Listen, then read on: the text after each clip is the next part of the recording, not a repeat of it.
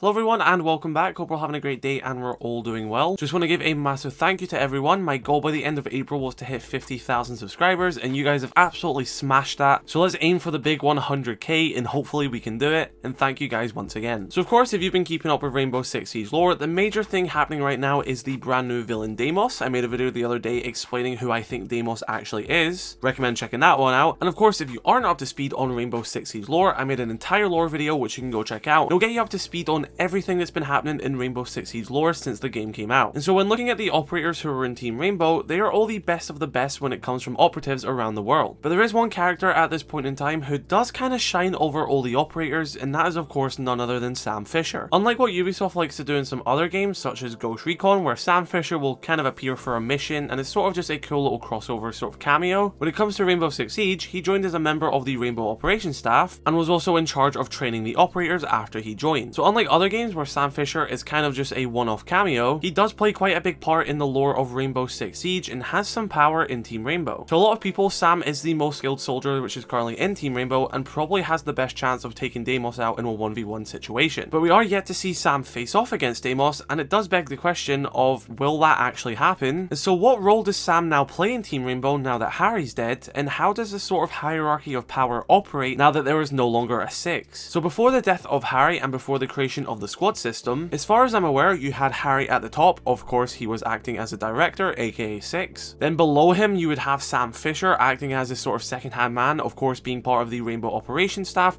and training the operators. And then of course below Sam Fisher, you'd have all of the Rainbow operators. But now it seems like these sort of levels of powers have changed. So firstly, Harry is dead, which would mean the occupation of 6 is empty, meaning that Sam Fisher is probably the next highest power in Team Rainbow. However, a year before Harry died, he separated the operators into 4 squads, all of which having a leader. And as he said in his final moments, he taught Rainbow to lead themselves and it's their unit now. So what I believe that implies is that Harry isn't going to be replaced. There isn't going to be another 6. Rather, the 4 leaders of the 4 squads are all going to operate at the top and they're going to lead Team Rainbow together whilst overlooking their own individual groups of operators. And of course, Sam is part of one of these squads, the one led by Kaze, known as Ghosteyes. And I don't think he was just demoted randomly by Harry at one point. When looking at Harry's board, we can see a lot of the decisions made about these squads were not only decided by Harry, but also by Sam Fisher as well. So it seems like it was Sam's decision to join Ghosteyes rather than lead it. And it does kind of make a lot of sense for Sam to be part of the squad rather than lead it, because his job there was to train the operators and train them into these positions. And of course, Sam being part of Ghosteyes suits him perfectly because that is more the stealth and sneaky squad. Now, just because Kaze is the leader of Ghosteyes, that doesn't mean that she just makes every single decision and they cannot communicate between the operators and not all the operators get a say. In the comic for Operation Solar Raid, we do see that Kaze still talks to Sam Fisher for advice sometimes. So despite having squad leaders, the operators are still working together and do get their say in each other, and it's clear that Sam does have some influence. Now, when it comes to Sam facing off against Deimos, I feel like what's happening in the lore currently is probably a high time for Sam to kind of take control of Ghosteyes for a temporary little bit, whilst Kaze is out of action. Because we do know that Kaze was one of the 5 operators injured from Deimos, and if she is in the same condition that Thermite was in, may I remind you, he needs a walking stick currently to get around, and Ash is even in a coma, then I think Kaze would allow Sam Fisher, who she clearly trusts very much and respects his opinion, to maybe take the forefront on some operations for a little while. And I think from a writing standpoint, it would make so much sense for Sam Fisher to face off against Deimos in the near future, because as the readers and viewers of this lore, a lot of us respect Sam Fisher and see him as a highly skilled and strong soldier. If they can make him face off against Deimos and show that Deimos is evenly matched against Sam Fisher of all people, then that would really show us how strong Deimos actually is. Now, have you seen my theory video from the other day where I theorized that Deimos is actually James Wolfe, who was an ex-Navy SEAL and became 6 in the cancelled Rainbow Six Patriots game, which at this point in time may or may not be canon, but if that was true, would have a lot of links to Sam Fisher as well, because Sam Fisher is also an ex-Navy SEAL. It would have some background links to Team Rainbow, but also have some background links to Sam Fisher, as they could have served together during their time in the SEALs. This could then explain how Deimos could be as strong as Sam and potentially even beat him in a fight. And one of these things we have to take into account as well is just the fact that Sam Fisher is getting old. He was born in 1957, making him 65 years old in 2023. As we've seen in one of the cinematics during Operation Shadow Legacy, he talks to Finka at the beginning, asking if her nanobots help with arthritis, and we do see that he actually needs her nanobots to keep up with the other operators. So yes, Sam Fisher is still a highly skilled legendary operator, but he's getting old. But as proven in the Solar Raid comic, he still can hold his own and does still go ongoing operation. But to be honest, I wouldn't expect him to be in the same physical fitness as he is in the classic Splinter Cell games, so he could be defeated by Deimos, we don't know. And sort of out of universe, we do know that they are remaking the original Splinter Cell games, and they might change some stuff up a little bit, so they could eventually start tying more stuff into Rainbow Six as well, and how he ends up in Team Rainbow. And I think Sam having a confrontation with Team Rainbow's main antagonist at the moment would fit very well into his story. Now I keep mentioning how the relationships between operators are going to be the key to Rainbow and Nighthaven rejoining. I'm convinced that the operators the writers picked to leave to join Nighthaven were not just random, or it's not just ones they thought were cool. There was a lot of story implications from that and relationships they have with Siege operators, and I'm going to make an entire video covering all the relationships at some point. But we do know that Sam has quite strong ties with another operator who's now part of Nighthaven, which is none other than Finka. We do know that Sam worked with Finka's father when she was just a child. So what better story arc would it for Sam Fisher to potentially save Finka from Deimos? And this could help bridge Team Rainbow and Nighthaven together once again, and could potentially lead to them becoming one massive unit once again. And Finka have done a little psychological report talking to Harry about Sam Fisher, and I'm going to read it now. So what she says is, Harry, you would think it would be hard for me to evaluate someone held in such high esteem. The figure of Sam Fisher has always been wrapped in mystery. Looking at his impressive resume, or what's been made available to us, it's not difficult to see why you chose Specialist Sam Zero Fisher. I can't say much about his past missions, as most of what I know is secondhand, and most of those details are unclear. I do know that he never left a man behind, and if he wasn't brought in to prevent disaster, he was sure to clean it up. There's no doubt, based on his experience as instructor in Virginia, that he is more than capable in the capacity of teacher. He seems to have kept in good shape despite being off active duty, though he also seemed a little more frazzled than usual when he arrived. I wonder what has Zero using Rainbow as his home base. He wouldn't be here without his own motivations, and we should take advantage of his experience. His military expertise will be a good balance to your psychological insight. As he's coming in as the first member of the Rainbow operational staff, I'm curious and cautious of the changes he'll bring to our organization. I'm sure his instruction will be a necessary and painful experience. I imagine there's something he's not telling me regarding his sudden appearance, but that's not surprising. Zero operates on a need-to-know basis. I'm sure he'll tell me when he thinks I need to know. I'm pleased I was able to examine the functionality of his surveillance equipment. It's not often Zero allows others to play with his toys, and it was a learning experience. There is a flexibility of movement and behavior that can be used on the offensive as well as preparation for the defensive that is well suited to his inclination to take advantage of any situation. Don't think he'll go easy on me in training just because he knew my father. If Zero taught me anything when I encountered him as a child, it was how to see clearly and take the measure of those around you. It's strange seeing him after all these years. In some ways, he's not changed at all, but in others, he's aged well at least. And that was Finka talking about Sam Fisher, of course, when she was still part of Rainbow and when Harry was still alive. And this little report kind of just adds to the shrouded mystery of why Sam Fisher is in Rainbow in the first place. The implication since the start has been that Sam Fisher was on the run from a hidden enemy, and it ended up coming into Team Rainbow, and that was kind of a protection method. But up until this point, this enemy has never re-emerged. Maybe that will be set up in a future Splinter Cell game. I think it would be really cool if we had a Splinter Cell game which was set after the remakes, and then where Sam is facing off against someone and he purely just can't win, and it causes him to turn to Team Rainbow, and then we get his arc in Team Rainbow. Or maybe the person that he was on the run from was Deimos, and that links Sam and Splinter Cell and Rainbow, everything, and Deimos is like this focal point of being the massive enemy of the R6 universe. But ever since Harry's death and the introduction of Deimos as a character, we've yet to hear anything from Sam Fisher yet in the lore. Hopefully we do learn about it soon, and we do get to see Sam Fisher and Deimos face off, because that would be an absolutely sick confrontation, and I'm sure all of us want to see it. So be sure to let me know your thoughts in the comment section below. Do you think Sam Fisher will face off against Deimos? Do you think Deimos was actually the person Sam Fisher was on the run from? Or do you think Sam Fisher is just not going to get his hands dirty and the other operators are going to deal with him? Let me know your thoughts in the comment section below. Drop a like on this video if you did enjoy, dislike if you're not, subscribe if you're new. I shall catch you later.